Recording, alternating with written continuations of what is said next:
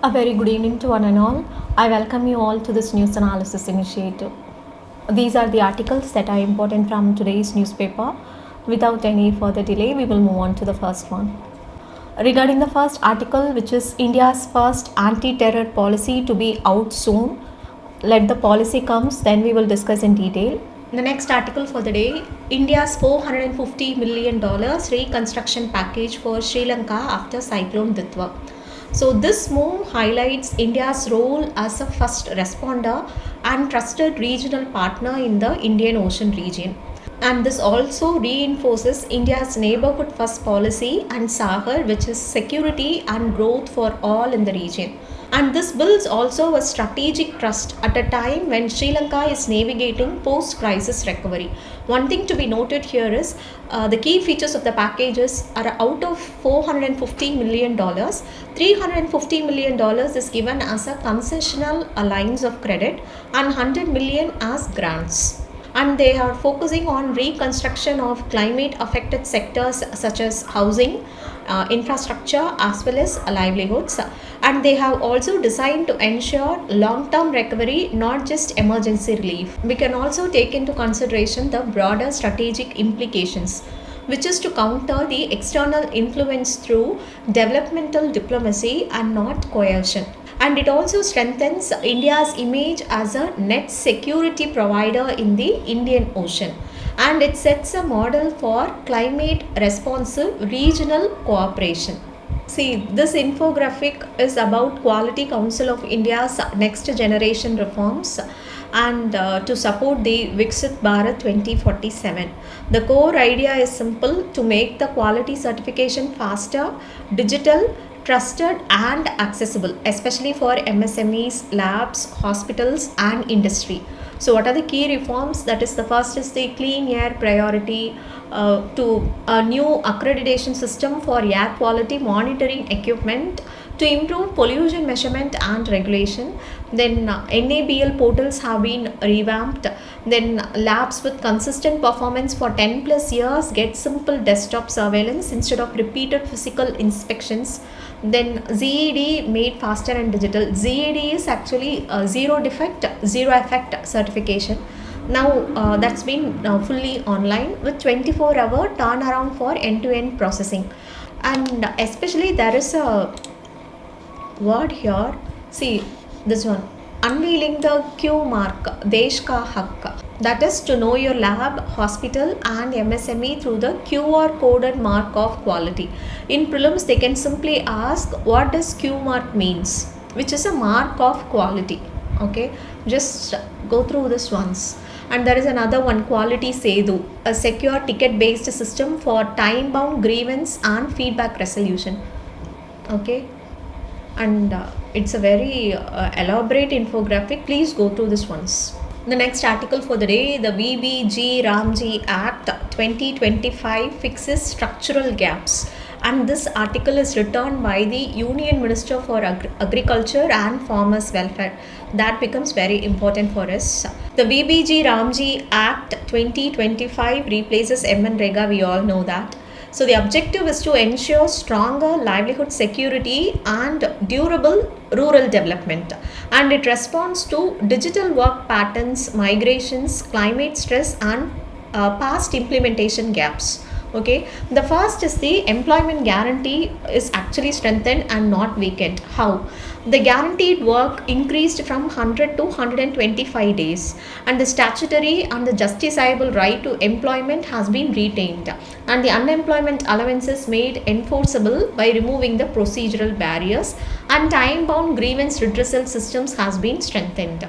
And how this demand-based work is retained? That is by means of better planning. The article says that the workers still demand work. How? Because earlier the work was planned after distress, but now the work is planned in advance. And village level planning ensures work is ready when demanded. So this prevents denial due to the administrative delays. The next one is the decentralization has been remaining intact. The Gram Panchayats remain primary planning and implementation units. Now the Gram Sabhas approve the local plans, Village plans are aggregated upwards only for coordination and not for control reasons. The other one is the centralization is one thing that was criticized in this VBG Ramji Act, and they say that centralization is for the coherence and not for the decision making. The next one is the welfare and development. Now they are treated as complementary. How? Because earlier the focus was only to create the work. Now the focus have been shifted to create the outcomes. So this combines income support for the rural population with durable assets, agricultural stability and long-term productivity. So the welfare and development is now seen as a continuum. See, the structured weakness that was in earlier framework has been addressed. That is another point given. How this has been done is, earlier there was episodic employment, but now we are shifting towards continuous planning. This next one is the weak asset creation. Now the focus is on water infrastructure and climate resilience infrastructure. Okay. The next is the leakages and the ghost entries in the job cards. Now shifting to the digital governance and Aadhaar linkages actually prevents this leakage and the ghost entries. The fourth one is the poor allowance enforcement. Now clear accountability mechanisms has been put in place. The next is the funding has been enhanced and not withdrawn. That is the next statement given. Here it is argued that central allocation has been risen to 95,000 crore. And this follows 60:40 center state model and 90:10 for northeastern states, Himalayan states and Jammu and Kashmir. And this reflects a shared responsibility and not abdication of responsibility. See, these are some of the keywords like shared responsibility and it is a continuum, digital governance. Try to make use of these words in your answer writing. Okay. The next important statement that was given here is the equity and flexibility is ensured. How? Now, state-wise allocations are based on objective norms. States can notify 60 no work days during the peak agriculture season, that is during the sowing and harvesting seasons, and there is a flexibility for natural disasters and emergencies situation, and this respects the cooperative federalism. That is also another statement given here. And overall, this article says the act does not dilute the right to work. It actually modernizes, enforces and integrates the rural employment, and it shifts from short-term relief to resilient rural livelihoods. The next article for the day is a good template. India's FTA with New Zealand can be precedent, not an exception. India's free trade agreement with New Zealand is important not because the trade numbers are big, but because the approach is smart and balanced. The trade between the two countries is currently small, just over $2 billion. Okay, but both sides aim to double it in for 5 years. What stands out is how India has negotiated this deal. Okay, the first is India has secured a strong mobility clause. Around 5,000 Indian professionals at any given time can get 3-year work visa in sectors where India is strong, like IT, healthcare, education and traditional medicine. And this is a big win.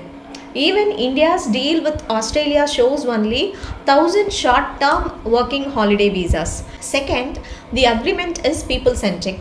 New Zealand has opened its higher education sector to Indian students without caps and allows them to work 20 hours a week. This strengthens education, skills and long-term ties, not just trade in goods. The third is India has protected its rural and agricultural interest. Nearly 30% of tariff lines are excluded, especially the dairy and animal products. This is crucial because dairy is sensitive for Indian farmers and it forms a major part of New Zealand's exports. Lack of such safeguards was one reason India exited RCEP in 2019. The fourth is the deal goes beyond trade in goods. New Zealand has committed to about $20 billion of investment in India over 15 years, signaling a long-term economic partnership.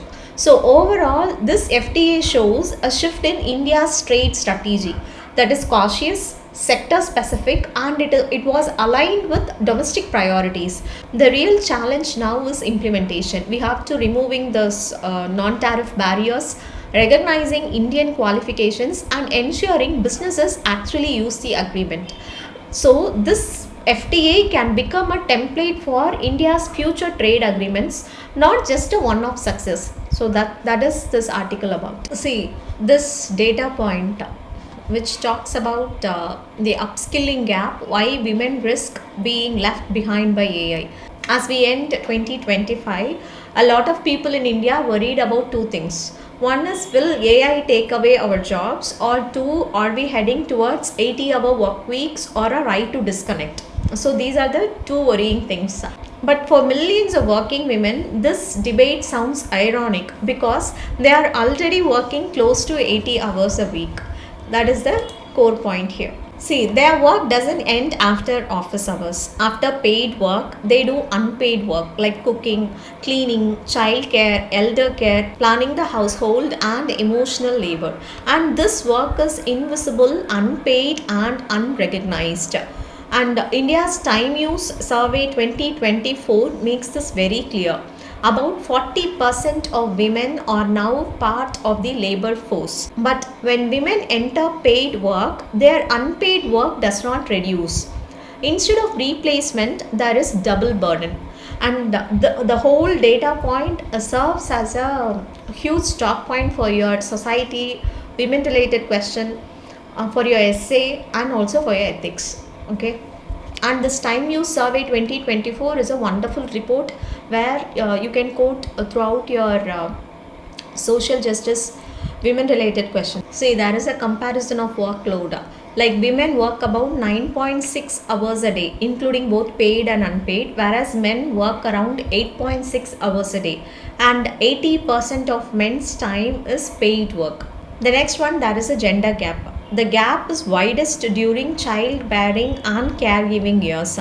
Women spend double the time on care work than men. And this gap exists across income, jobs, as well as the regions. If you take the impact on health and skills, women sleep 2 to 2 hours less per week than men, and they spend 10 hours less per week on learning, skill development, and self-care. So this weakens women's ability to upskill in an AI economy. And if you take into the economic cost, women contribute only 17% of GDP, not because they work less, but because much of their work is unpaid and invisible. And 40% women outside workforce cite household duties, and even rising participation is mostly unpaid or low paid work. Now, this AI and the future risk is about, now women's jobs are more automation prone. AI systems ignore caregiving constraints and risk of women being unfairly penalized. So now we need a policy shift. Not just more jobs, but freeing women's time. The focus should move from hours worked to outcomes achieved. So what should the governments do now? So we have to use gender budgeting with time use data. We have to invest in time saving infrastructure like childcare and elder care, a piped water and clean cooking fuel, safe public transport. So this is what we have to focus upon. Until women's time is valued and freed, productivity will suffer, growth will remain unequal, and Viksit Bharat 2047 is not possible without fixing women's time poverty. The next article for the day, how exports are concentrated in few states. See, India once believed that exports would pull workers out of agriculture into factories, creating mass jobs. That model worked in East Asia. In India today, that link is actually breaking. The first point is, exports are concentrated, not inclusive. Exports come mainly from a few states like Maharashtra, Gujarat, Tamil Nadu, Karnataka, and Uttar Pradesh. Together, they produce about 70% of India's exports. Large parts of northern and eastern India are outside the export story. This shows a core periphery pattern where growth clusters instead of spreading. The second is the global trade has changed. World trade is slowing and controlled by a few big exporters. Global capital now looks for advanced skills, strong infrastructure, complex supply chains. Cheap labor alone is no longer enough. The third is capital replacing the labor. Factories are investing more in machines than workers. Capital per worker is rising steadily and production is becoming automated and technology heavy. So exports are growing but jobs are not. The fourth point is manufacturing is not absorbing the workers. Manufacturing jobs remain stuck around 11 to 12% of total employment, and this is despite record export growth. So that is, in simple terms, export growth no longer guarantees the job creation.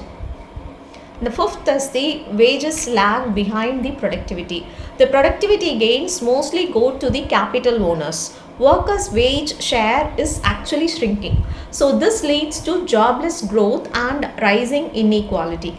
Number 6, financial divide between the states. Exporting states recycle savings into local industry, whereas hinterland states see capital flow out instead of in. So this traps poorer regions in a cycle of low investment and low exports. Number 7, what exports now really show. Exports no longer create development. They reflect development that already exists. States export because they are already industrially strong. So, the export-led growth alone cannot deliver mass jobs or regional balance. India must rethink its strategy by focusing on human capital, MSMEs, services, domestic demand. Okay. The next article for the day, maternal mortality dropped as institutional deliveries rose to 89%. Health Minister. Okay, the institutional deliveries, meaning childbirth in hospitals or health centers, have increased to 89% across the country. Because of this, maternal deaths during childbirth have become down significantly. So this improvement is linked to better access to healthcare services, especially for mothers and children. See, India's medical education capacity has expanded rapidly, and they shows that medical colleges has increased from 387 in 2014 to over 820 today, and AIMS institution increased from one earlier to 23 now. Medical seats and postgraduate seats have also increased substantially.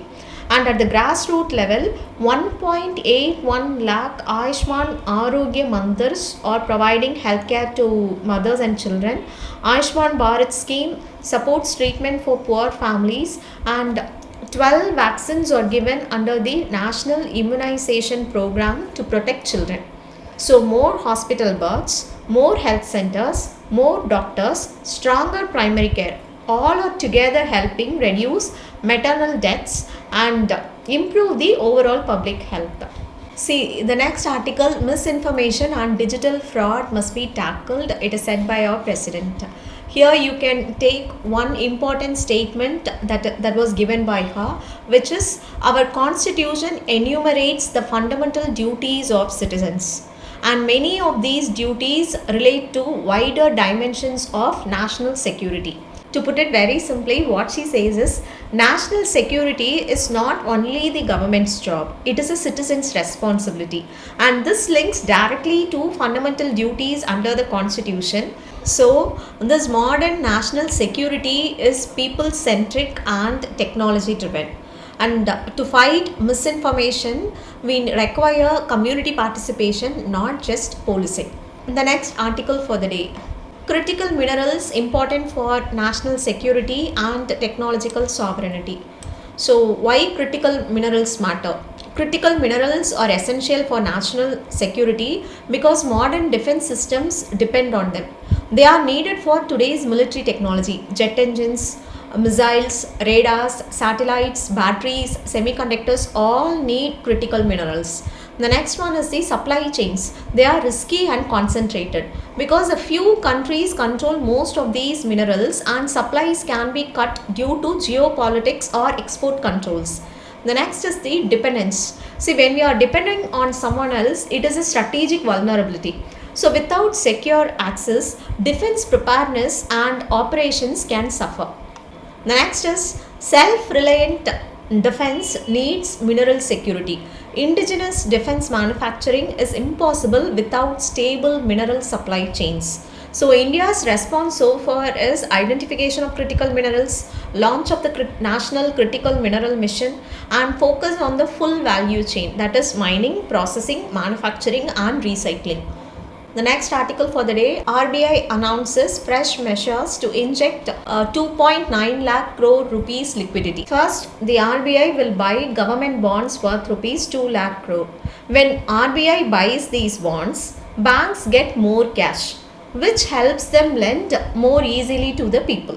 Okay. Second, the RBI will conduct a $10 billion rupee swap for 3 years. In simple terms, RBI will take dollars from banks and give them rupees now and return the dollars later. Now, why is RBI doing this? To increase liquidity, that is the cash availability in banks, to reduce excess dollars in the market. The third, to control pressure on the rupee. Four, to protect India's foreign exchange reserve.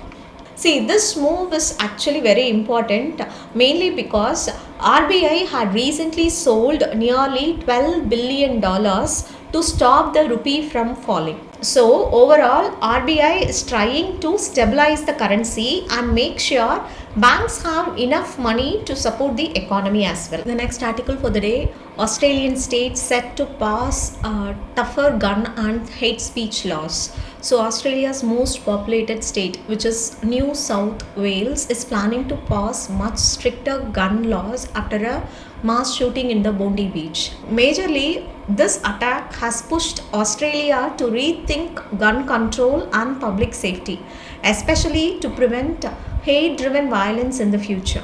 The next article is Junta using violence, intimidation to force people to vote. United Nations. So, according to the United Nations, the military junta, which is in Myanmar, is using violence, threats, and arrest to force people to take part in the upcoming elections. At the same time, armed opposition groups are also intimidating people, but to stop them from voting. So the UN Human Rights have told that it is unacceptable to hold elections in such conditions. So why it is important for us is majorly because of the internal security, and we have porous borders with Myanmar. Also, we have these refugee issue also with Myanmar. So that is why this is important.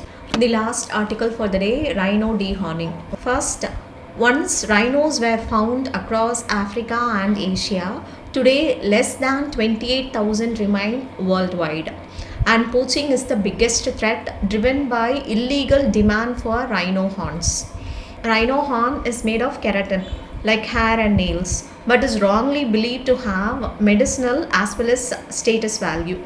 And the illegal horn trade is worth nearly $1 billion globally. So why anti-poaching alone failed? In Greater Kruger, which is in Africa, nearly 2,000 rhinos were killed between 2017 to 2023.